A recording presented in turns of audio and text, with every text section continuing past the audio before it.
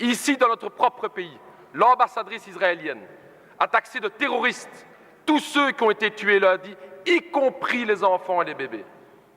Alors j'ai entendu, Monsieur le ministre, que vous l'avez convoqué.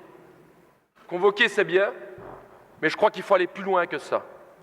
Nous estimons avec le PTB qu'il est temps d'expulser cette ambassadrice pour de tels propos.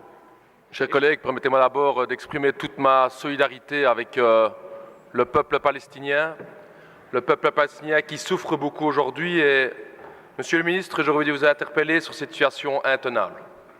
Situation intenable dans la bande de Gaza, où des manifestants pacifistes se sont fait tirer dessus par des snipers avec des balles exprès pour faire mal, pour déchirer les os, pour déchirer les muscles par l'État israélien.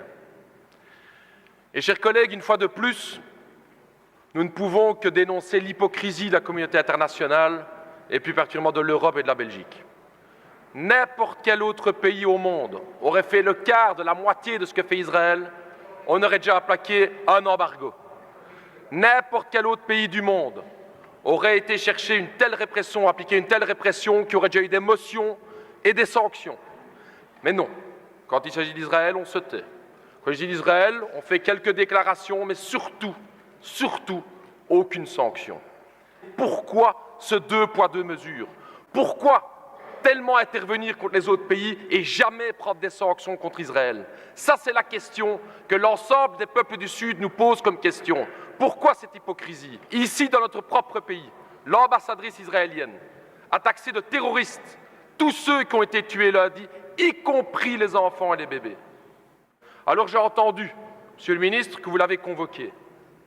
Convoquer, c'est bien, mais je crois qu'il faut aller plus loin que ça. Nous estimons avec le PTB qu'il est temps d'expulser cette ambassadrice pour de tels propos. Lorsque le peuple sud-africain se battait pour l'égalité des droits, ils sont battus contre l'apartheid, comme l'apartheid aujourd'hui existe en Israël. Seules des sanctions internationales et la lutte du peuple sud-africain ont permis de lever l'apartheid dans ce pays. Il n'y a pas d'égalité entre le colonisé et le colonisateur, comme il n'y avait pas d'égalité entre le peuple noir en Afrique du Sud et l'État sud-africain. C'est ça la question, c'est ça l'hypocrisie dans laquelle on est. Il n'y a pas deux côtés à voir.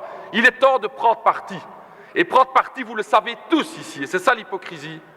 Du côté des partis de droite, c'est que Israël n'entendra aucun autre message que la pression économique ou la pression militaire, mais vous le savez très bien, maintenant qu'ils ont l'appui des États-Unis, ils s'en foutent complètement des petites déclarations, vous le savez. Et c'est ça qui est hypocrite, un petit fax qu'on envoie, une petite convocation. Il est temps de prendre des mesures aujourd'hui, parce qu'il y a un peuple palestinien dans la bande de Gaza.